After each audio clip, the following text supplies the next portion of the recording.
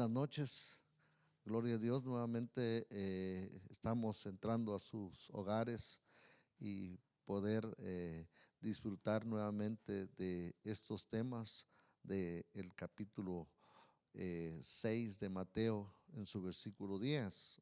Estaremos hablando del reino de Dios. Vamos a hacer una oración para poder entrar en el tema. Padre que estás en gloria, gracias te damos, Señor, por darnos este privilegio de poder entrar en la casa, en los hogares de cada uno de los que nos ven en esta preciosa noche, Padre. Gracias, Señor, por este privilegio bendito que nos concedes, Señor. A ti sea toda la gloria y toda la honra, Señor, que seamos de bendición para cada uno de los que nos ven, Padre. Señor, bendiga a cada hermano, cada hermana, cada oyente, Padre. Todos los que nos ven, Señor, que sean bendecidos por medio de tu palabra. Gracias, Padre. Gracias, Hijo, y gracias, Espíritu Santo. Somos Eclesía, pastores unidos para la proclamación del Evangelio. Vamos a hablar acerca del libro de Mateo, capítulo 6, en su versículo 10. Y dice, oiga lo que dice: venga tu reino, sea hecha tu voluntad como en el cielo, así también en la tierra. La segunda petición, aunque es la más breve, es igualmente solemne y trascendente en su alcance. Si la primera petición fija nuestra mirada en la persona de Dios, la segunda fija en su obra, en sus designios, en la historia humana. Las palabras vengan tu reino se dicen fácilmente, pero tienen grandes implicaciones para nosotros, así como para el mundo en general. ¿Qué pues es lo que estamos pidiendo cuando expresamos el deseo de que venga el reino de Dios? La respuesta a esta pregunta es compleja. El reino es cierto, en ciertos sentidos Dios nunca ha obligado del trono de este universo, sino que lo que gobierna con plena eficacia, conduciéndolo hacia el cumplimiento de sus propósitos eternos. Su dominio es un dominio eterno, el dominio que habla acerca del reino permanece de generación en generación. Por eso allá en el libro de Daniel, capítulo 4, verso 34, habla acerca de lo que es el reino de los cielos. Y dice Daniel en su versículo 34, mas el fin del tiempo, yo Nabucodonosor alcé mis ojos al cielo y mi sentido me fue vuelto y bendije al Altísimo y alabé y glorifiqué al que vive para siempre, porque su señorío es sempiterno y su reino por todas las edades.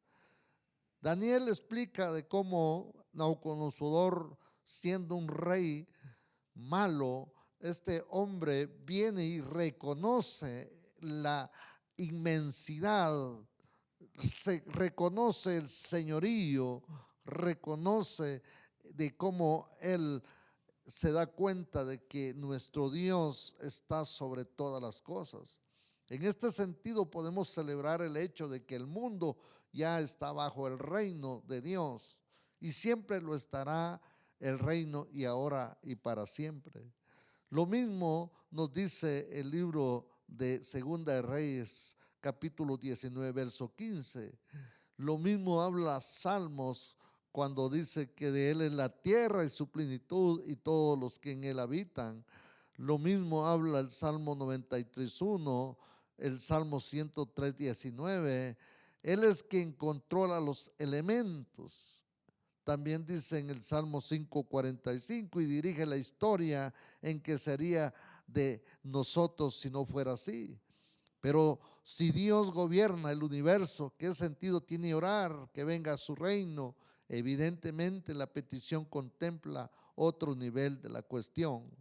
Lo cierto es que los hombres en general no acatan la voluntad de Dios, no ven su gobierno, ni mucho menos se someten a él, antes bien se dejan arrastrar por la voluntad del maligno como consecuencia y afecto inmediato, sin negar la soberanía final de Dios. Podemos afirmar con el apóstol que todo el mundo yace bajo el poder del maligno. Y ahí es donde nosotros empezamos a ver lo que dice allá en Primera de Juan, capítulo 5, versículo 19, y dice algo muy especial: sabiendo que somos de Dios y todo el mundo está puesto bajo el maligno. En este sentido, el mundo está lejos del reino de Dios. Necesita ser liberado de la tiranía satánica y devuelto al gobierno divino. En otro sentido, el reino de Dios ya vino en la persona del Mesías. No fue precisamente, este es el mensaje inicial de Juan el Bautista, del propio Jesús y de los discípulos. El reino de los cielos se ha acercado. No fueron los exorcismos de Jesús evidencias fehacientes de que la tiranía diabólica llegaba a su fin. Con razón Jesús pudo decir: el reino de Dios entre vosotros está. Y ahí es donde nosotros empezamos a ver las cosas de cómo la evidencia que cuando Jesús les enseñó a los discípulos las palabras del Padre Nuestro, no pensaba en esta dimensión ya presente de la venida del reino. Aquí, como en otras muchas ocasiones, a pesar de su presencia en la tierra como el Mesías, iniciador del reino, Jesús seguía hablando en la plena manifestación del reino como cosa del futuro. De pedir la venida del reino implica, por supuesto, que aún no ha llegado en su plenitud. Por lo tanto, en otro sentido, esta segunda petición contempla la segunda venida de Jesucristo en su majestad, para establecer el reino de Dios en su plenitud. Allá en segunda de Tesalonicenses, en su capítulo 1, verso 7, dice: y a vosotros que sois atribulados, daros reposo juntamente con nosotros, cuando se manifestará el Señor Jesús desde el cielo con los ángeles y su poder, en fuego de llama, para dar el pago a los que no conocieron a Dios ni obedecen el evangelio del Señor, nuestro Señor Jesucristo, los cuales serán castigados con eterna perdición, procedente de la presencia del Señor y de la gloria de su poder, cuando viniera para ser glorificado en sus santos y hacerse de admirar en aquel día en que todos los que creyeron, por cuanto nuestro testimonio ha sido creído entre vosotros. Sin duda debemos entender que el anhelo de la venida del reino incluye el deseo del pronto retorno de Cristo, y sin embargo es difícil pensar que este era el sentido primario de las palabras del Padre Nuestro, sobre todo si recordamos que Cristo aún no había empezado a enseñar a los discípulos acerca de su segunda venida.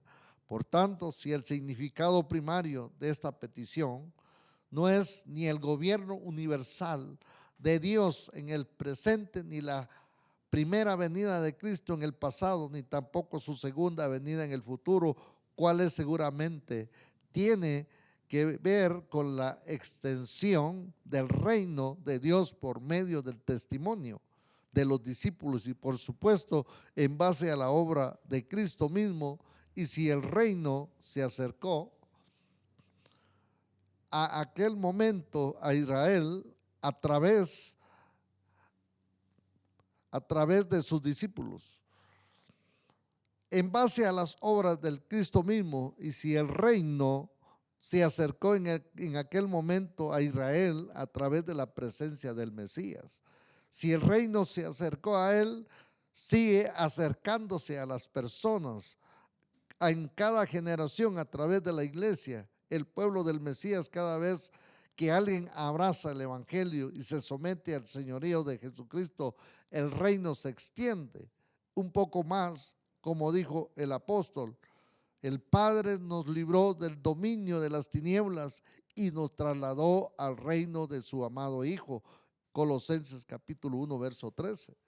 También en segunda de Tesalonicenses capítulo 2 verso 12, os exhortamos para que anduvieras como es digno del Dios que os ha llamado a su reino en su gloria.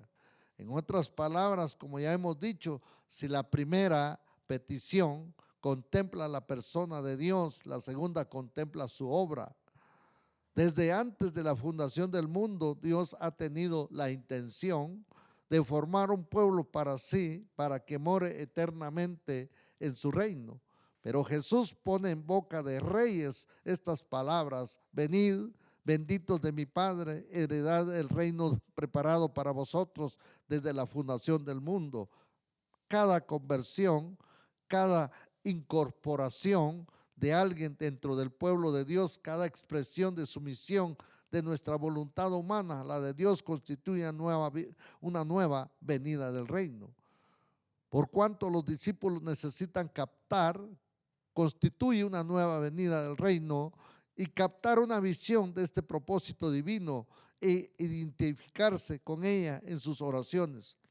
Además de desear que el Señor mismo sea exaltado, debe desear que su obra prospere y avance, además de dedicar tiempo a la persona de Dios y permitir que el Espíritu les mueva a la alabanza, a la gratitud, a la adoración.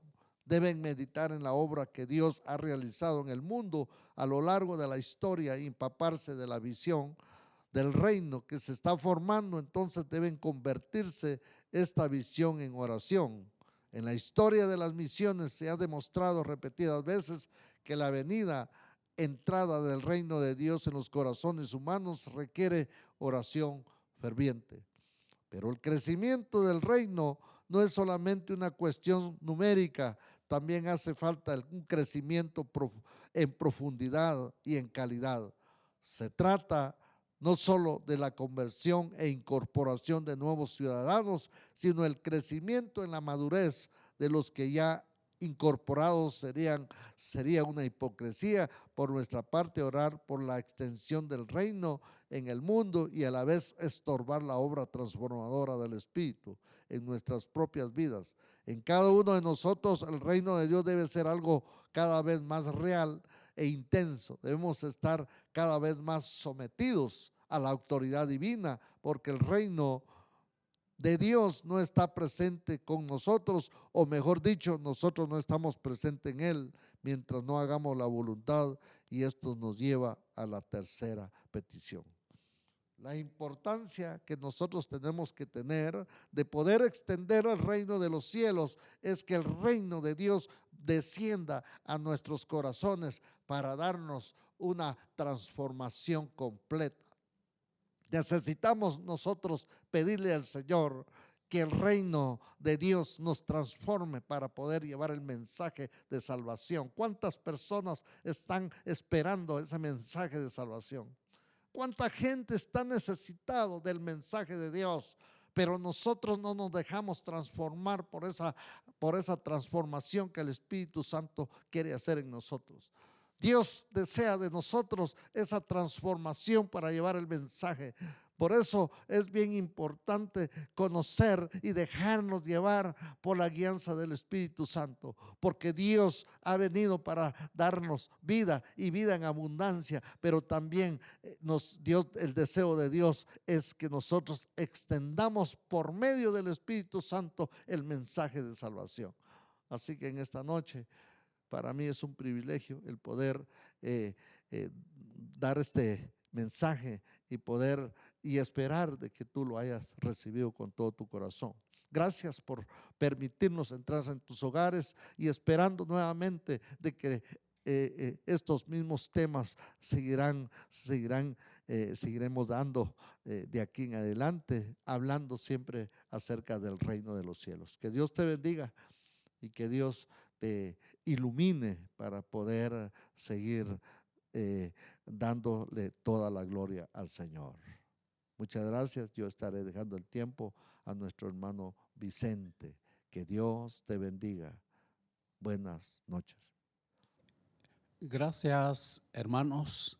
Las últimas palabras del pastor José Ricardo decía que Y esto nos lleva a la tercera petición. Y se trata de la segunda parte del versículo 10 de San Mateo 6, acerca de la voluntad de Dios. Acabamos de ver que es cierto que las riendas de la historia están firmemente sostenidas por Dios. La inmensa mayoría de los hombres hacen caso omiso de su voluntad. En un nivel, la voluntad de Dios se va cumpliendo perfectamente. En otro es desobediencia y vulnerada constantemente. En la esfera celestial, los seres gloriosos son espíritus ministradores para servir. Dice en Hebreos 1:14, no son todos espíritus ministradores enviados para servicio a favor de los que serán herederos de la salvación. Su adoración a Dios es cabal y su obediencia es absoluta, dice en Isaías 6:3, y el uno al otro daba voces diciendo, Santo, Santo, Santo, Jehová de los ejércitos, toda la tierra está llena de su gloria. Como consecuencia, en el cielo todo funciona a la perfección. En cambio, aquí en la tierra acusamos las terribles consecuencias de la impiedad humana. Divisiones, discordias, guerras, peleas, odio, envidia, confusión y desconcierto. Sabemos que mientras el mundo siga viviendo de espaldas a Dios, su voluntad revelada no será acatada, sino parcial y casualmente, porque el hombre carnal no puede agradar a Dios, aunque quiera. Dice en Romanos 8:8, y los que quieren vivir según la carne no pueden agradar a Dios.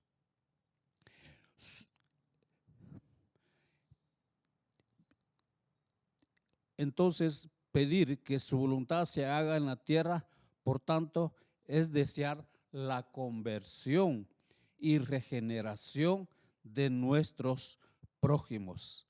Sin embargo, esta oración no solo contempla la desobediencia del incrédulo, sino también la obediencia parcial del creyente. No podemos pronunciar estas palabras sin considerar si estamos caminando personalmente en la voluntad de Dios y bajo el señorío de Cristo. Y si su voluntad moral se está cumpliendo en nuestras vidas. Debería resultarnos fácil estas palabras, porque ya estamos persuadidos del amor de Dios y de su suprema sabiduría. Conscientes de nuestro conocimiento limitado, conscientes de nuestro conocimiento limitado de las cosas y de la carnalidad que se infiltra en nuestros deseos, deberíamos desear de corazón que se cumpla no nuestra voluntad, sino la de Dios. Deberíamos poder decir con el salmista, me deleito en hacer tu voluntad, Dios mío, según el Salmo 48. Y en San Juan 4:34 Jesús les decía a sus discípulos: mi comida es hacer la voluntad del que me envió y que acabe su obra. Sin embargo, no suele resultarnos así de fácil. Es así precisamente porque la realización de la voluntad de Dios en nuestras vidas pasa por la crucifixión de nuestros deseos carnales. En Gálatas 5:24 dice: pero los que son de Cristo han crucificado la carne con sus pasiones y deseos. Porque la gloria de su voluntad se encuentra solo al otro lado del oscuro valle de la prueba, y porque nuestra exaltación a la diestra de Dios, máxima expresión de su voluntad para con nosotros, está al otro lado de un largo camino en el que somos llamados a llevar nuestra cruz y seguir a Cristo. Inherente a la tercera petición del Padre Nuestro, hay otra oración bien conocida del Señor Jesucristo, pronunciada en Getsemaní. Y dice en el capítulo 26 y 39 de San Mateo la siguiente forma: se postró sobre su rostro, orando y diciendo: Padre mío, si es posible, pase de mí esta copa, pero no sea como yo quiero, sino como tú. Ese es el ejemplo más grande y especial que el Señor Jesucristo nos da en sus oraciones. Damos gracias a Dios. Como decía el pastor Ricardo, continuaremos con el tema de San Mateo 6, versículos 10 en adelante. Gracias, hermanos, hermanas, por su atención al programa de Eclesía de Pastores Unidos para la Proclamación del Evangelio en San Juan, Zacatepeques. Oramos, mis hermanos, damos gracias a Dios por esta enseñanza. Nuestro Padre Celestial, muchas gracias porque nos has permitido hablar un poco de este versículo 10 del capítulo 6 de San Mateo, comenzando con Pastor Ricardo y luego un servidor. Haga, Señor, el efecto en la vida de cada uno de nuestros hermanos, de cada una de las personas que están viendo este programa. Les deseamos de ti lo mejor, Señor, para sus vidas, y cada uno de ellos hagan, Señor, el propósito de albergarte en su corazón, en su vida, en su familia, y vivamos la vida que tú quieres. Muchas gracias. Oramos en el nombre de Jesucristo, el mediador entre ti y nosotros. Amén, Señor. Amén.